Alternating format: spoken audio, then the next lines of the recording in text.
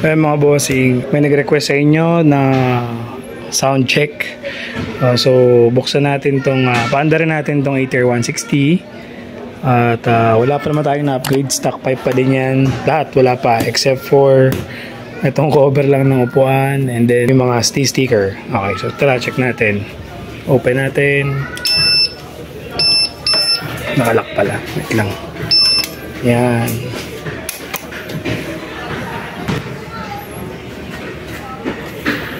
So yan. So paglalak mo nga pala, syempre manibela, push, sagad hanggang dyan sa lock. Yan. So yung tatanong ng alarm, hindi ko alam kung alarm yung matatawag doon, pero parang anti-theft na din to kasi once na wala ang susi, malayo yan, hindi nila ma-activate to, hindi nila mabubuksan. Basta malayo ka, mga ganun, mga dalawang dipa, hindi mo na ma-activate to, hindi na mabubuksan. So parang anti-theft na din yan. Kasi ito naman para sa parking to, para makita mo siya. Tapos ito nagagamit ko to kapag sabi kasi nung agent, pwede rin tong lock tsaka unlock. So ganun. Pero ito magandang bagay ito guys kapag may dala kang mabigat, di ba? Pwede mo nang buksan to, hindi mo na kailangang pihitin dito. Bubuksan na yung upuan, di ba? Magandang bagay din yan. Yan, tapos okay, sound check. Sound check na natin. Buksan natin ulit. Diin, pihit. Diyan. Yan ang on nya. Ayan, bukas na ang ating TFT.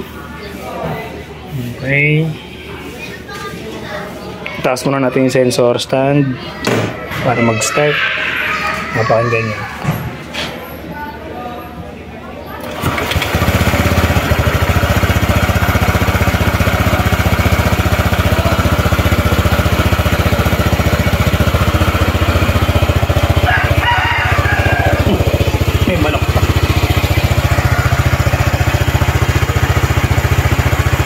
So, tunog bago pa siya.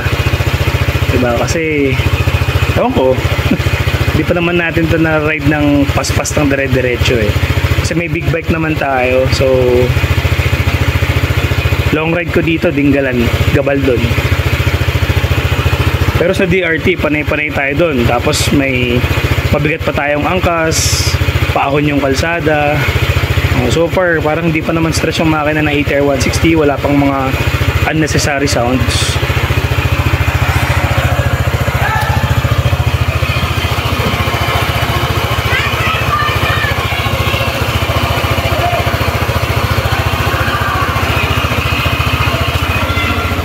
So yung ating i-rev ng konti lang.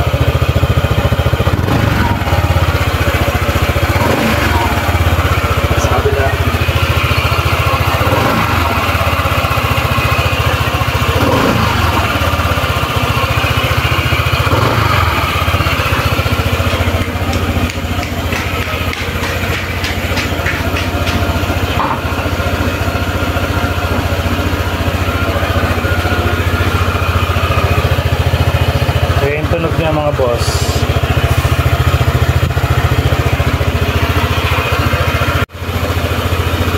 So ito yung sinasabi ko na chine-check ko madalas after ko yung kasi madam, tapos medyo paahon yung mga dinadaanan namin tsaka lubak.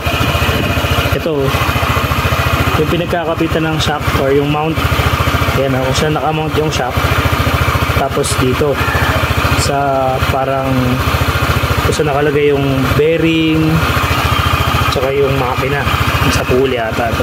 So ito yung mismong pagitan, kine-check ko lagi yan kasi possible na sa bigat namin at sa lubak dito sa Bulacan, huwag naman sana baka bumigay, magka-crack.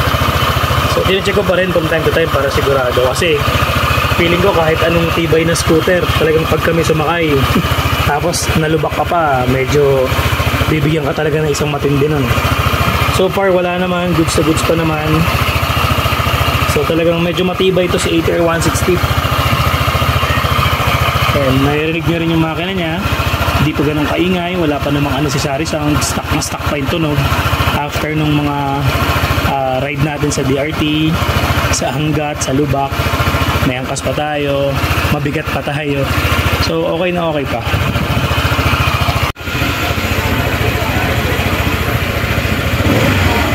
Ayun.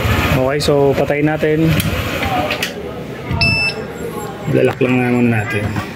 Hindi, buksan na rin pala natin para masabi ko na rin yung sa Bluetooth. Kasi dun sa nagtatanong, bossing, kung tanong mo pwedeng i-connect yung intercom dito sa TFT display tapos magkakaroon ng music tapos yung phone nakakonect dito.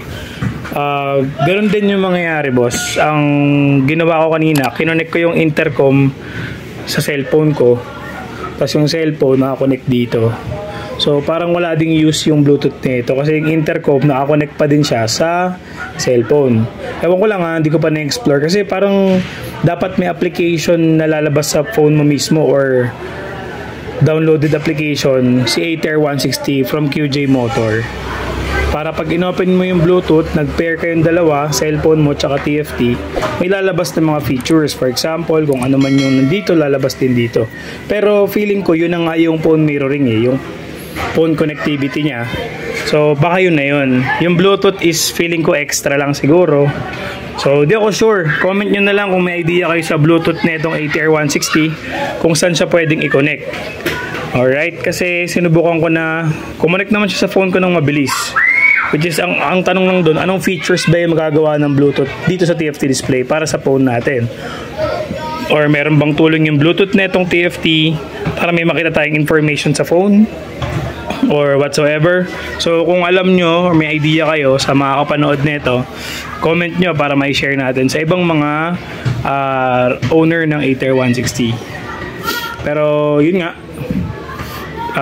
yun na yung phone connectivity kasi yung phone mirroring. Kasi pag kinonect mo yung phone mo dito gamit yung QR code kanila na Carbit Ride tapos phone mirroring, lahat na magagawa ng TFT display. Yun nga lang, walang speaker ata to. Yes, wala siyang speaker. Pero makikita mo dito, syempre kung tumatawag, kung may tumatawag sa'yo, kung may mag-text sa'yo, pwede ka manood ng YouTube, pero ang music mo nasa intercom, di ba? So ganun din. Pero pinaka the best ang feeling ko na gamit ng TFT natin is yung GPS. Yun lang talaga yung pinaka best na gamit ng GPS ni ATR 160. Sorry, ng TFT display ni ATR 160. Yun lang talaga. Diba? Di ka naman pwedeng manood ng YouTube habang nagdadrive, diba? So, ilang talaga ang pwede mong magamit dyan, mga boss, yung mapa. Palitan nga natin yung interface nito. Yan o, yung mobile Bluetooth. Ito yung interface. Yan, team. So, yung mobile Bluetooth kasi, parang wala naman din kasing effect sa cellphone eh. So yun nga, comment nyo na lang kung may idea kayo para gamitin yung mobile Bluetooth sa ATR 160 kasi tinry ko na rin i-connect yung intercom, hindi naman kumo-connect kasi hindi nyo nare-read except sa cellphone. Yung cellphone lang ang nababasa na itong TFT display. Tapos pag naka-connect na, wala namang nangyayari. As is lang. Walang ma-open apps para i-explore tong TFT display. Which is, yun nga yung sinabi ko, feeling ko, yun na yun, yung sa Carbit Ride application using phone mirroring, i-scan mo lang yung QR code na yan. Kaya so tumutunog pa, no? May alarm eh, no? So nagtatanong ng size sa harap na gulong ni ATR 160, 110, 80, 14. So yun yung harap niya, 110, 80, 14. So ang stock tires ni ATR 160 is CST na dual sport yan. CST. Sobrang ganda ng gulong na to, mga tol, promise. Ang sarap bumangking. Sarap niyang dalhin. Sa bigat kong to, natutuwa ako sa kanya. So yun na, size niya 110, 80 by 14. Front tire size ni ATR 160. Ayan o, 2-pot caliper. Sorry, medyo maputik dito. Yan, ABS. So check natin yung size sa likod.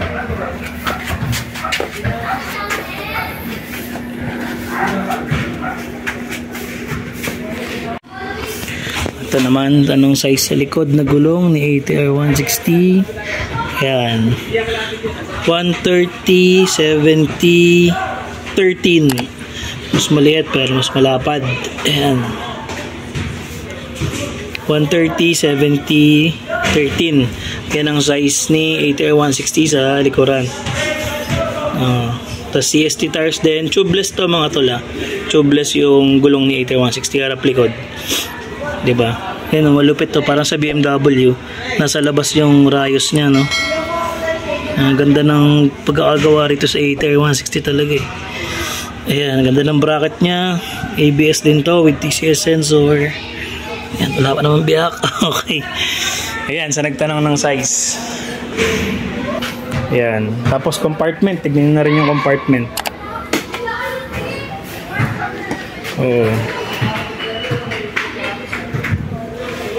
Diretso natin yung manibela para mabukas ng maigi yung upuan.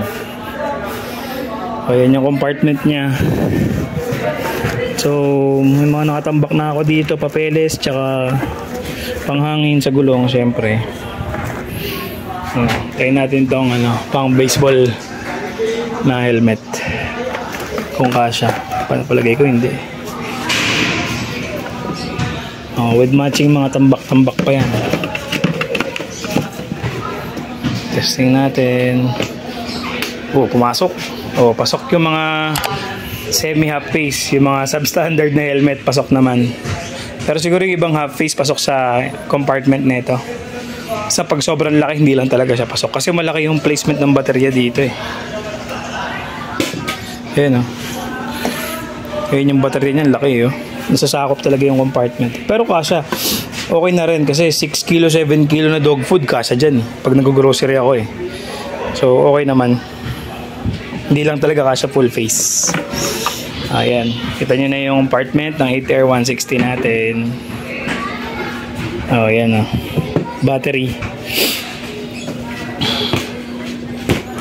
Ano pa ba? 2 pockets. Available yan sa ATR 160 natin. Meron 2 lagayan. Gagayahin ko ba si makina? Lalagyan ko ba ng saba? Wala akong saba eh. Chinelas na lang. Ito, size 11 din ako. Size 11 din ba si makina? Laki nito. Parang dito kakasya. Malaki kasi. Pero kasya dyan ng... Malaki. Power bank. Kasya. Cellphone. Kasya. Yung tire na pressure, air pressure ko kasya dito. Sa kabila, medyo maliit yung entrada kasi nandyan yung charging port mo. Nasa kanan na side na bulsa. So, right side pocket ng ATR 160, may USB port tsaka Type-C port. Charging yan ha. Ayos. Tapos sa ilalim, cellphone mo. Sana lang mas malaki ng konti. No? Pero okay na rin. So, yan. Pag gamit mo yung phone mirroring, nakalagay yung phone mo dyan, tapos naka-charge. Babaan mo na lang yung brightness para hindi mabilis palooban. Tapos lagay mo dyan. Okay na. I mean, hindi mabilis uminit. Na-try ko na yun, bumiyaya ko ng Dinggalan mga boss. Simula Bulacan hanggang Dinggalan, nakakabit yun yung phone ko, naka-charge, binabaan ko lang yung brightness, open lang yung wifi tsaka data. Tapos tinanggal ko lang yung auto lock ng phone ko, mababang brightness. Okay na, din mo minute yung phone ko, goods na goods naman. Sinubukan ko kasi yung niya, full phone mirroring capabilities ng ATR 160 gamit yung Maps, Google Maps. So yan, charging port. Okay. Gas 8 liter po ang ATR 160 natin ha. ADB 8.1. Ang ATR 160 is 8 liter. Malaki na rin yun. Diba? Not bad na rin yun. Makakapunta ka na ng Baguio. Kung galing ka ng Bulacan na. Ayan. So far, stock pa yung side mirror natin. Wala pa ako mabiling side mirror na mas maliit kasi mas maganda kung mas maliit eh. Kasi sumasabit ako dito, di na ako kasya. Sikip ng garahe natin mga tol. So maganda kung may side mirror na ganito kaliit lang, no? Mamahal ng side mirror ngayon, mga boxing nasa 2,000, 1,200, 1,500 side mirror, grabe. Ganun talaga eh. Okay. So ano pa ba? Mga di natin natatanong dun sa nasasagot sa comments. Ito pala, dun sa nagtanong saan ko ito nabili. Lazada lang to boss. Pang ADB to na 160. So pasok naman 300 pesos. At tabili ko dito Paris na. Nakakatamad kasi maglinis ng shock. Tsaka mas okay din to. Nakaharangan niya rin yung ibang talsek papunta dito sa makina. Yung tire hugger naman na built-in sa ATR 160. Magandang bagay din to. Yun nga lang syempre hindi pa rin siya buo hanggang dito. Diba? Pero okay na rin yan. Kasi yung iba nga walang tire hugger na kasama eh. Ito may tire hugger na. Diba? So okay na rin yan. Ay dito ko pala binili sa Immortal. Ayan pala oh. May tatak pala. Diyan oh. Shout out Immortal apparel ba yan, accessories, and alam ko gamit nila uni ko yan eh. So yan, dyan ko binili. May previous pa to eh, na ano, basta may previous yan. Dyan na kayo umorder sa Immortal goods yan. Ayan, ano pa ba? So yun lang. Sana sagot ko yung mga tanong nyo, boss. Soon, pag di na tayo busy, mag-ride tayo ng Baguio. So magpunta ng Baguio o kaya Kasiguran. Dala natin sa ATR 160. Alright, so congrats dun sa mga sa mga makakuha na ng ATR 160 ngayong buwan. Ayan, PM lang kayo, ride tayo. Don't forget to follow my Facebook page, Vlog ni Kosa, and sa YouTube na rin. Peace!